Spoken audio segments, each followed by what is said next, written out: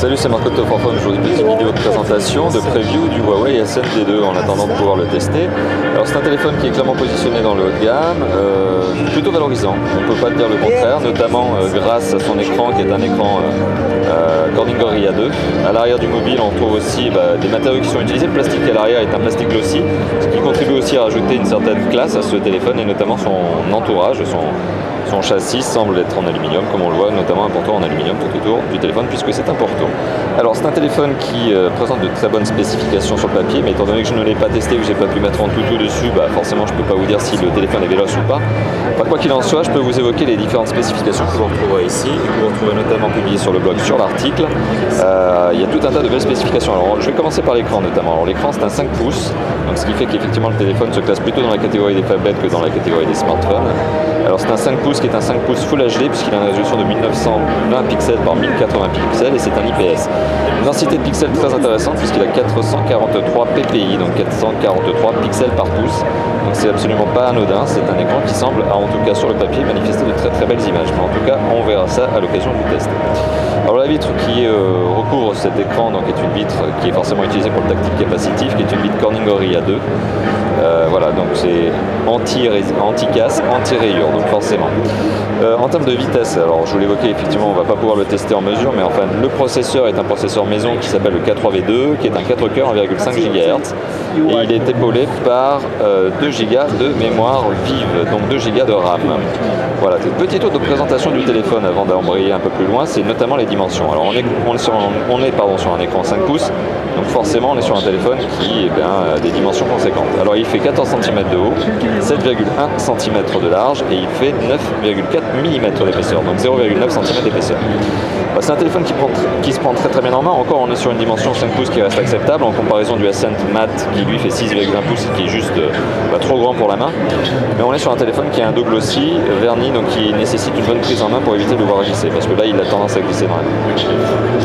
Alors en termes de spécifications maintenant, juste pour revenir là-dessus, alors non, je vais d'abord faire un petit tour du propriétaire, désolé, donc on va passer sur l'esthétique.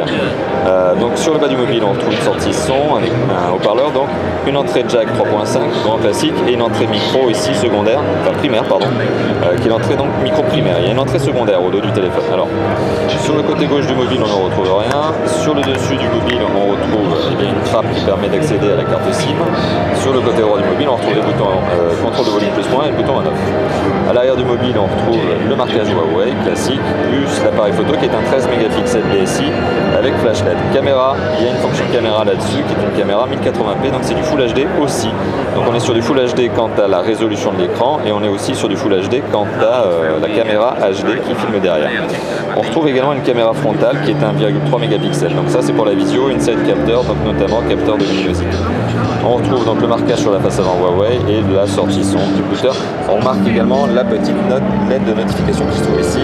Enfin, vous l'aurez remarqué bien sûr, le port micro USB, donc destiné à la synchronisation et à la charge, est bien évidemment utilisé à l'occasion du salon pour charger le téléphone en continu. Et il est là, il se trouve juste ici. Alors le téléphone utilise un système d'exploitation qui est Android 4.1, Jelly Bean, et lequel a été largement surcouché en termes de graphisme et de fonctionnel par Huawei. Donc on est sur un téléphone qui présente très très peu de similarité graphique avec Android de base, à tel point que toutes les notions de paramétrage sont complètement différentes. En fait, ce téléphone s'appuie principalement sur du menu d'accueil. Il n'y a pas un sous-menu dans lequel on doit rentrer pour retrouver toutes les applications et autres. Tout est disposé sur ces panneaux que vous pouvez configurer à loisir, certes, mais tout est en frontal. Il n'y a pas de sous-menu, il n'y a pas de sous-sous-menu dans lequel se rendre. Voilà, donc on est sur un téléphone qui a été largement surcouché par Huawei.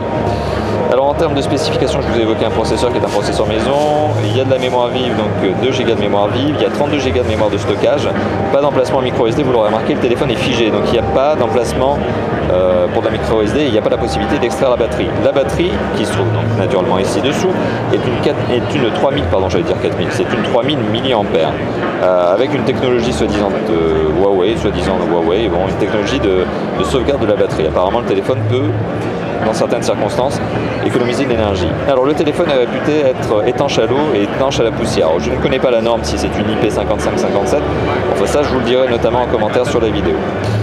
Alors, pour le reste, qu'est-ce que je peux vous dire? Effectivement, le téléphone offre, soi-disant, je reprends simplement les spécifications qui sont indiquées à côté du téléphone, reprend notamment un son qui est un son Dolby 5.1. Alors on n'est pas sur du Dolby Stereo 2.1, on est sur du 5.1, c'est ce qui est indiqué sur ce téléphone. Voilà, donc un téléphone qui est forcément, alors forcément non, mais qui est un quadriband, qui peut être disponible en 4G. Voilà, donc un téléphone qui, sur le papier, présente de très très belles spécifications techniques. Voilà, très belles spécifications et un look vraiment très très agréable. Voilà, donc on a hâte de pouvoir le tester. J'ai hâte de pouvoir le tester, de vous le montrer prochainement sur le blog et sur la chaîne YouTube. Voilà, à bientôt. Ciao ciao.